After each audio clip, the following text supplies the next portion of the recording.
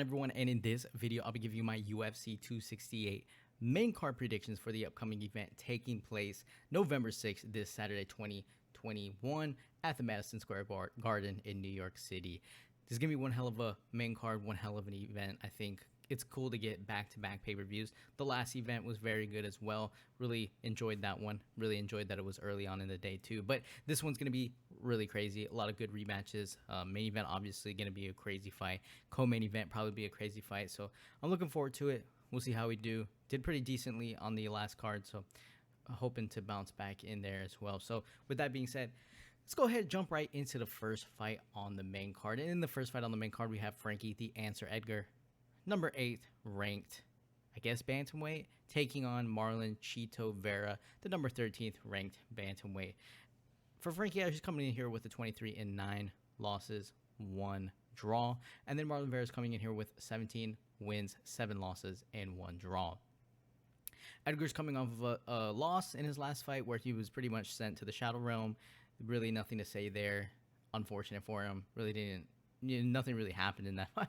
Nothing really happened in that fight. Corey Sandhagen hit him with a flying knee. And then against Pedro Munoz, which, ironically speaking, I didn't really expect him to win that fight just because I think as he's gotten a little bit older, I think we might just think like against top-level competition, I think against someone who can crack, he takes a shot and goes down. But he won that fight via split decision. Whether or not you thought he won, he definitely survived that fight. But then, he gets absolutely destroyed by Corey Sandhagen. Before that, he gets finished by Chang Sung Jung. Before that, he loses a decision to Max Holloway. He beat Cub Swanson, and Cub Swanson obviously heavy-handed. Got knocked out by Brian Ortega.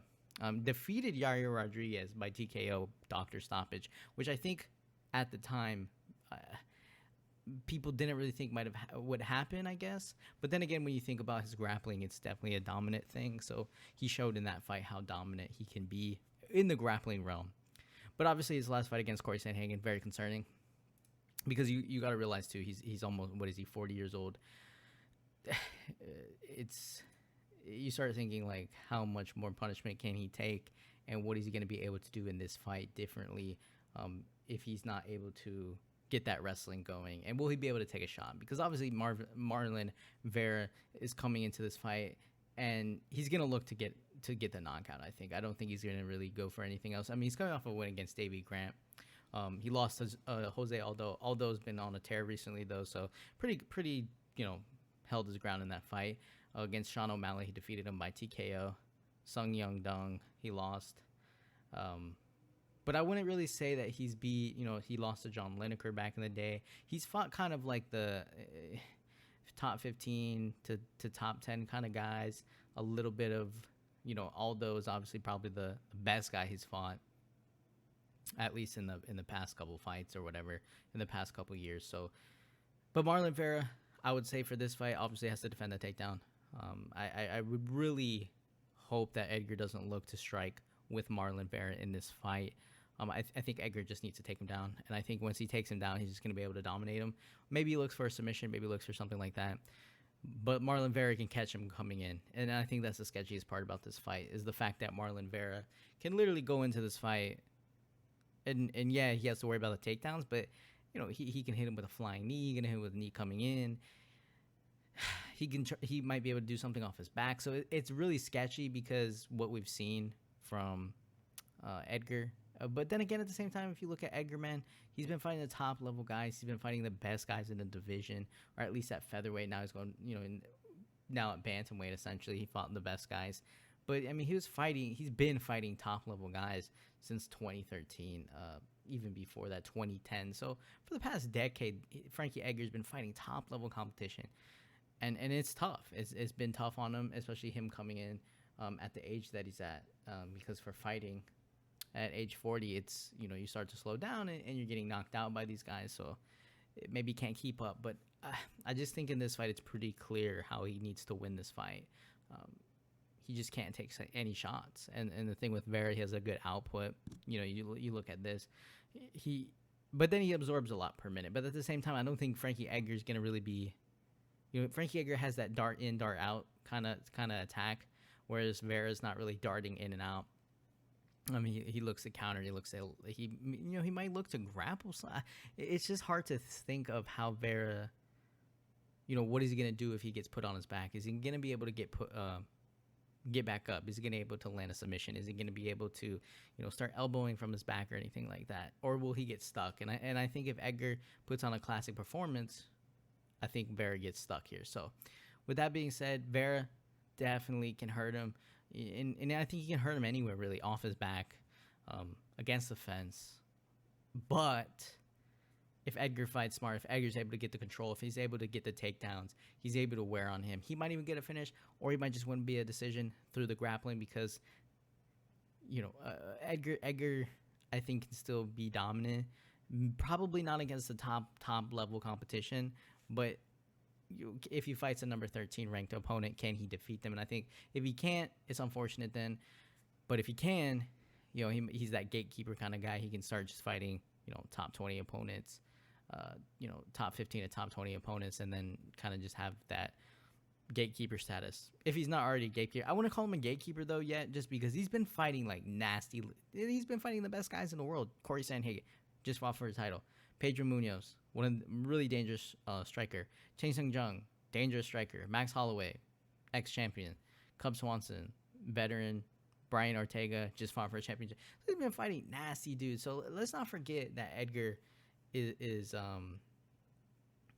not still like in there against the best guys. So I don't want to give credit where credit's due, but I do think Edgar, he's able to get the takedown.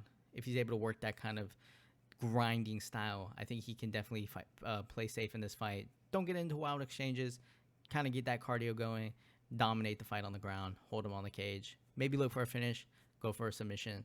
But I think Frankie Edgar is going to win this fight. So I'm going to go Frankie Edgar in this one, and I'm going to take him to win by a decision. But he has to be careful. In the next fight, we have Shane Burgos, the Hurricane. Shane Burgos taking on Billy Quarantillo. And for Shane Burgos, obviously coming off that last fight, number 14th ranked, 13-3, 13 wins, 3 losses, taking on Quarantillo, who is 16 wins, 3 losses. And then you have Shane Burgos coming off that weird knockout, delayed knockout against Edson Barbosa. And then before that, he lost to Josh Emmett. Again, though, tough level of competition, top of the notch guys. Burgos is really tough. I mean, Burgos definitely landed some good shots on Barboza, but Barboza was able to kind of just start working him. But Barboza, you look at Barboza, he's nasty, man. He's a nasty. He's really good at kicking. He's really good at just having that versatile attack. And he just hits you with leg kicks. He's hitting you with body kicks. He's trying to hit you with a switch kicks. He can take you down. He can wrestle. He can work. His jabs are nasty. His speed is still nasty. So against someone like Barbosa, I mean, he put up a really good fight. It's just that he got tagged, delayed knockout kind of style. Now in this fight, Billy Quarantillo, I know he has a high output, but I also don't think that both guys have high output. But that being said, I feel like Quarantillo is definitely one of these guys who, it's not necessarily about speed. I think he kind of runs in. He's able to land strikes, but they're not as calculated as I would say. Is like Burgos is like going. He's making more combinations. He's gonna try to overdo it with volume. Go to the body, go to the head. Like he's gonna mix in an aggressive style of attack. Whereas Quarantillo, he's definitely aggressive, but I wouldn't say it's the same kind of thing. I think Quarantillo, he has that wrestling, so maybe it's a little bit of him just trying to get in on the inside, get to the grappling, get to the fence, see if he can take you down. Won his last fight against Gabriel Benitez via TKO, but did eat some pretty nasty body shots in that fight. And against someone like Burgos, who I do think is going to go to the body here, Burgos is going to light you up to the head, to the body, go back to the body. Yes, he digs really nasty. He has these really nasty body shots that he's able to do. He just digs into the midsection, and for Quarantillo, he's definitely got to watch out for that. And Burgos is gonna be in his face, man. Burgos is gonna be in his face, and he's gonna have to get delayed, knocked out again if he wants to lose this fight, because he's gonna stay in his face, and he's gonna want this fight really bad to win it, coming off of that weird knockout loss against Edson Barbosa, to get back into the top level, echelon against these top level guys. Takedown accuracy, I think is, I don't know how many takedowns he's gone for, but he has 100% takedown. But I don't think Burgos is going for takedowns in this fight. I think the key stat is that his takedown defense, 94%. That's probably what's going to play more into this. If Quarantillo is not able to get the takedowns, he has a high volume, but I don't think his striking is as near diverse as Shane Burgos. And I think Burgos is definitely going to rip to the body. He's going to go to the head. He's going to be aggressive, and he's going to try to finish this fight. So with that being said, I have to go Shane Burgos on this one. It's just one of those fights where Burgos, I think, is just going to be more aggressive and all that. Granted, Burgos can definitely get hurt in this fight, but if he fights this fight safe, if he fights a little bit smarter, and is able to mix it up, defend the takedowns, I think he definitely punish Billy Quarantillo. Do I think he gets a finish? Maybe. But I think, again, it's going to be one of these fights where it's kind of back and forth, but I think Burgos is going to do enough here. Defend the takedowns, be aggressive, light him up with combinations. Quarantillo's tough, so I don't know if I expect him to be finished, but I'm going to go Shane Burgos to defeat Billy Quarantillo. I'll take him to win by a decision. And then move on into the next fight on the main card, and I mean, can you ask for a better fight right here? Like, let's say none of the fights happened and this fight did. This is going to be one hell of a fight. It's just going to be a nasty fight. It's one of these fights where I think on paper it shows like, holy shit, it's going to be crazy. And then when you watch it, it's like, holy shit, it's crazy. For this fight, you have Justin, the highlight Gaethje, taking on Michael Iron Chandler, number 2 versus number 4. Justin Gaethje's coming into this fight with a 23-2 record, and then Chandler 22-6 record. Very close record. Very interesting fight. So for Justin Gaethje, coming off of a loss, Michael Chandler coming off of a loss. Justin Gaethje is coming off of a loss against Khabib Nurmagomedov by submission triangle choke in round number 2. Top level competition, one of the best, if not the best champion to ever do it, and then unfortunately retire. Dominant performance by Nurmagomedov, but at the same time, he literally, he fought one of the if not the best lightweight in the world. Before that, he defeated Tony Ferguson, TKO, Donald Cerrone, TKO, Edson Barboza, KO, James Vick, KO. Lost to Dustin Poirier via TKO, lost to Eddie Alvarez via KO knee. I would say after Dustin Poirier, he lost to him. I think he kind of mixed in more of a technical approach. He tried to learn a little bit more than just, see how many times you can hit me and I'm just going to keep hitting you and then we'll see who dies first.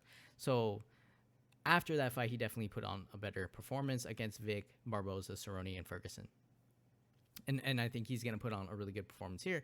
And it's just unfortunate for him because against Nurmagomedov, it was like, I was thinking maybe he could beat him, but obviously Nurmagomedov just showed that he's on a whole nother level. For Michael Chandler, he came into this fight.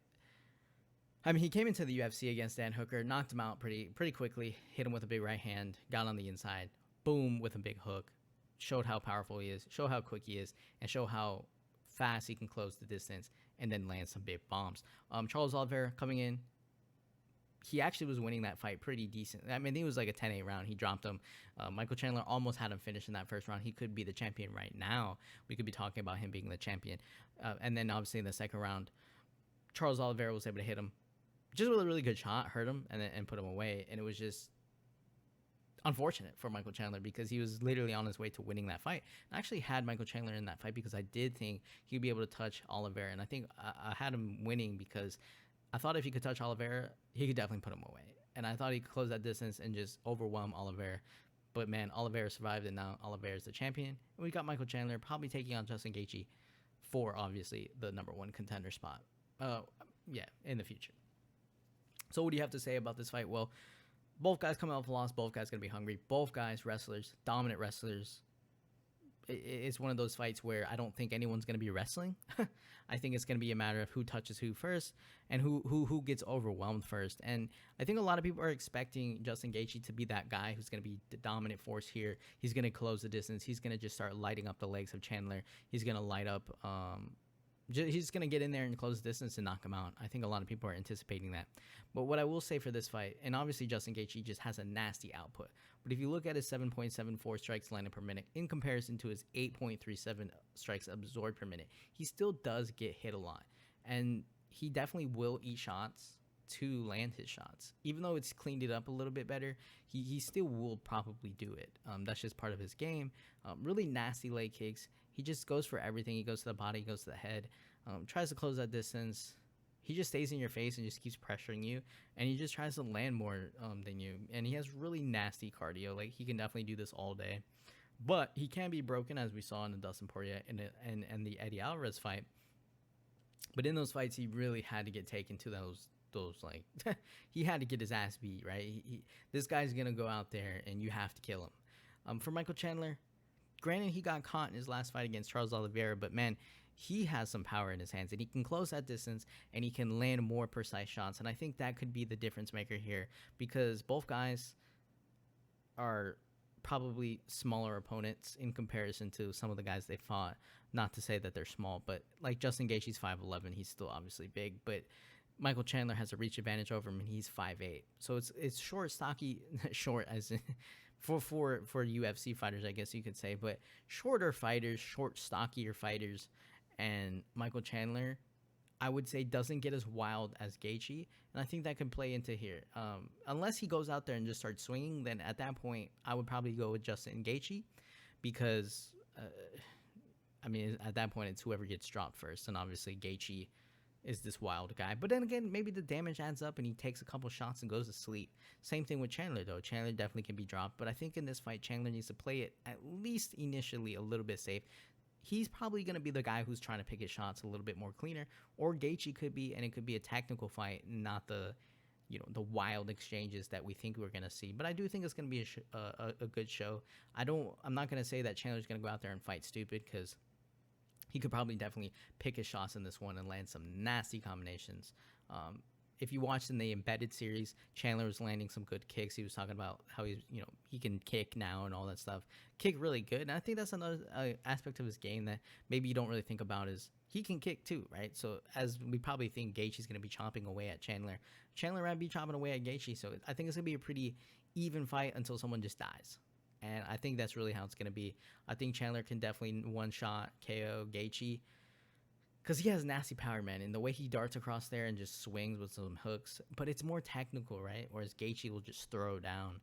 I don't know. We'll see, right? Because I guess it could go for like two and a half rounds or something, and Gaethje's just overwhelming him. But I do think Chandler probably will hopefully be, because I'm picking him, the more dominant fighter when it comes to picking the nice shots and not just over swinging and just exerting energy that's not necessarily needed, right? So I'm gonna go Michael Chandler on this one. I'm gonna take a third round KO TKO, because man, these guys are really tough, and it just might be one nasty shot, one really precise shot at the not the very end, but in the third round when they start slowing up and whatever. Test each other a little bit. I mean, it could be a quick one, but I just don't think it will be. I think Chandler's gonna be able to land, the cleaner shots, and it just might be accumulating over the course of the 3 rounds, and then the third round he's able to finish him. So I'm gonna go Michael Chandler on this one. I think both guys are tough though, so who knows? But I'll go Michael Chandler to defeat Justin Gaethje by KO TKO in round number 3. And then move on into the co-main event of the evening. Have Rose Thug Namajunas taking on Zhang Magnum Weili. Rose Namajunas coming in this fight with 11-4 record. Weili is coming in this fight with a 21-2 record. Rose is coming off the win, KO TKO win. Or I guess you could just say KO win against Weili in their last fight. And again, it was a fairly quick fight. She set her up with this really good high kick, and Weili just completely ate it. She thought she was going to go to the legs, and she went high and she got knocked out.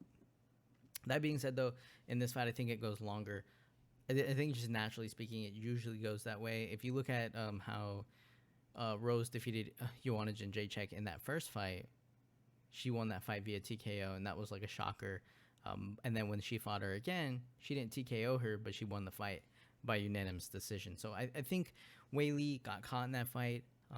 Not to say that Rose can't set her up again and just knock her out, but I do think Weili is going to give a little bit more. You've seen how she's changed a lot of her things in her camp and all that, and that could be it could be a bad thing. You don't really know, because you lose one time and you're undefeated, and then you think you got to go change everything up, and you really didn't need to change anything, and now everything's worse than it was or whatever. So, but Weili's definitely game in this fight, and I think it'll be interesting to see how she bounces back. So Weili's probably going to be the stronger fighter here.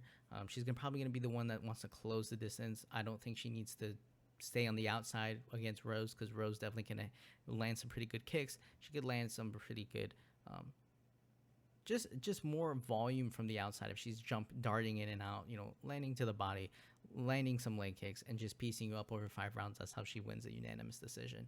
Whereas Weili probably wants to close the distance. See if she can get in tight, land some good shots in tight, power shots, and then maybe even try to take down Rose. See if she can kind of dominate her on the ground, because she can be fairly strong on the ground and she can definitely work for some submissions. But at the same time, Rose Namajunas, if she hurts Weili, I can see her jumping on her as well, because Rose is not she's not bad on the ground either.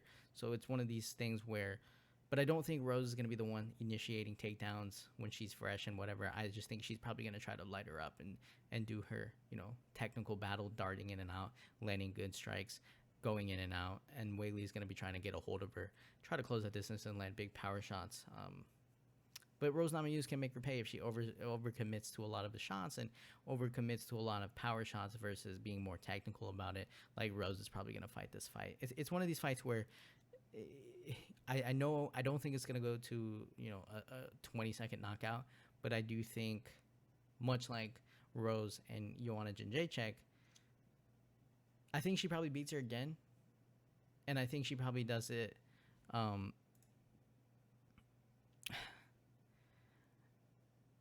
Yeah, I think Rose probably beats her again, or maybe not. That's the thing. It's just hard because how much of that was just maybe Weili being a little bit too careless in that fight, right? So you think like Rose can probably beat her again, because just having that advantage of beating someone like that, the other person's gonna go in there maybe overthinking it too much. But my first pick that I had was Weili in their first fight, because I didn't think it was gonna go like that, at least, and maybe she would have lost, but I didn't think it would be that quick or whatever. So you know what? I won't change my pick. I'll go Zhang Weili on this one, just because I went with her last time, and let's see what she's really got, right? If she doesn't have anything, then Rose Namajunas wins a unanimous decision or knocks her out again. But I went with Weili the first time just because I wanted to see what she could do, and we didn't really get to see anything. So I'm gonna go Weili again. I'm not gonna change my pickup. Just go with what I initially thought. I'm probably overthinking it. That's why I was gonna go with Namajunas, but I'll go with my original pick. See what she can do in this fight. But it's gonna be a tough fight, man, and I think it's gonna be a good fight though. It's definitely gonna be a good fight, because I think we're gonna get more out of it than what we saw last time, especially because Weili seems to be at least very committed to not having that happen again. And obviously Weili, she's pretty. I think her 100% takedown defense is only off for like 2 takedowns or whatever, but both opponents have really good output. Weili has a 6.3 landed per minute. Rose Namajunas 4.13. So I think it's going to be a striking battle. It's just going to be a matter of whether or not Weili can close that distance, and then obviously if Namajunas is able to keep that distance and light her up from the outside, whereas Weili needs to close the distance, land really good power shots, and not get kicked in the head and get set up pretty good for a knockout. So I'm going to go Zhang Weili on this one. Yeah, I'll stick with my original pick that I did in the first fight and not switch it up. It's a tough fight to pick though, so I'll go Zhang Weili to defeat Rose Namajunas by a decision. Move on into the main event of the evening. We have Kamaru, the Nigerian Nightmare Usman, taking on Colby Chaos Covington. 19-1 for Usman, and then Covington is 15-2. Very close fight. As much as the first one was really competitive. You saw that, and Covington even landed some pretty good shots on Usman. I believe he wobbled him a little bit, but Usman was kind of just kept going forward and was landing better. No, I would say not better, but he was just landing the harder shots, and eventually kind of just caught up with Covington, and Covington kind of broke down a little bit towards the end of the fight, and then he was able to get finished. Usman was able to get the finish over Covington in that fight and hurt him pretty badly, but I would say it was, Usman's not one of these guys where, he's throwing kicks and he's spinning around and he's got a lot of movement. He just keeps coming forward, stays in tight, just starts landing like really nice straight punches, and he's just able to hurt you over a course of a period of time. Whereas Covington, he was really aggressive early on, and he definitely was pressing forward, and he was landing some pretty good body kicks and better kicks from the distance. But as far as the punches were concerned, I think his punches were more of like volume punches, so they weren't necessarily hurting Usman too bad, but he was landing like a good amount of shots. But Usman was just landing the harder shots. But it was a very competitive fight up until he got dropped.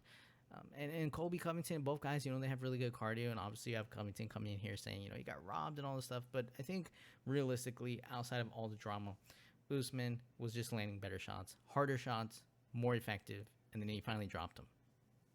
Now, what can Covington do differently in this fight? I would say he might need to work for the wrestling, right? See if he can kind of grapple with Usman. And if it's even not to take him down, maybe just to disrupt the groove of Usman, so they're not just in a striking battle. See what he can do with that, and then obviously work for that. Maybe even takes him down. Who knows, right? Both guys look motivated, though. I don't think it's like anyone's tired or anything like that. But Colby Covington's coming into this fight, and he really wants to win this fight, so it's a little bit dangerous. But still, at the same time, Usman, man, he's one hell of a fighter, and it's just scary because both guys are probably getting better. Obviously, I think we've seen more of Usman getting better because of his knockouts and his win against Jorge Masvidal and Gilbert Burns. Especially the fight against Jorge Masvidal, where we thought maybe Masvidal would be able to piece him up a little bit and do something, but it was just the opposite. Usman was able to land the heavy, straight punch, broke his neck. And it was like the way Masvidal got knocked out, he just like hit him so hard his neck like looked like it snapped or whatever, and he spun around. So Usman definitely is coming into this fight with probably better, more enhanced striking than Colby Covington's giving him respect for. And I don't even know if Covington's giving him the respect he deserves. But if you hear Usman, he respects him and stuff. So I think Usman is very well aware that Covington is dangerous. But we just have to see what Covington's going to do. Because, he's talking about he's got some stuff up his sleeve. But what is he going to do, right? But he's going to have to do something aggressive, and he has to do it early. And the only thing I can think of is that he tries to wrestle this time, and he tries to at least push him against the fence to mix it up, see if he can tire out Usman, and then try to pour it on. He's going to have to land harder shots. I think that's all it comes down to if he wants to finish him. Whereas Usman, keep doing what you're doing, fight safe, stay in his face, land harder shots, and you'll eventually break him like you did last time. So I'm going to go in this fight with Usman. I just think, the game plan is there, right? No matter what anyone says, the gameplay is there for Usman to win this fight. Whether he does it dominantly again, if he finishes it early, or it's another brawl. It's another war for a 5-round decision. Or one of them gets finished late in the 5th round. I don't know. But I'm going to go Kamaru Usman on this one to defeat Colby Covington. I'm going to take him by war. I'm going to take him by a decision. So that'll do it, guys, for my UFC 268 pick'em. And one hell of a card we're looking forward to in this one. Really excited for it. Really hoping I make some good picks. Because, we got to get a little bit, I want to go like 10-2 or something. Maybe something good, right? But anyways, really looking forward to it. Hope you guys enjoy the event. Hit the comment down below. If you comment down below right picks, I'll feature them in the beginning of the next video. Comment down below your picks. Tell me who you think is going to win. Leave a like on the video. Subscribe if you want to. And I'll see you guys in the next video.